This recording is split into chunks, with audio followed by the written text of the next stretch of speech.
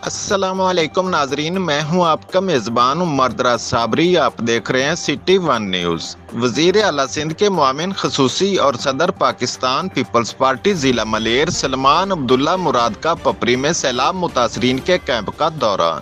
سلمان عبداللہ مراد نے relief camp میں سرکاری انتظامات اور صفائی ستھرائی کا جائزہ لیا۔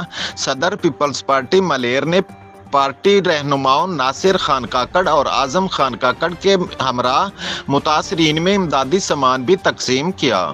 سیلاب متاثرین کو اس مشکل گھڑی میں اکیلا نہیں چھوڑ سکتے۔ ملیر کی تمام ریلیف کمپنیوں میں سیلاب متاثرین کا بھرپور خیال رکھا جا رہا ہے۔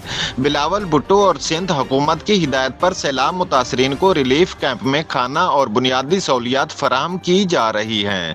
دورہ کے دوران پیپلز پارٹی رہنما میر عباس تالپور، امداد جوکیو، آغا طارق پٹھان، غلام شبیر ڈار، فیصل شیخ، عمران ارائیں، ولی بگیو، ڈاکٹر عظمت لونڈ، علی محمد گبول، اویس اوان، منیر بلیدی، ذیشان صدیقی، ماجد اور دیگر بھی موجود تھے۔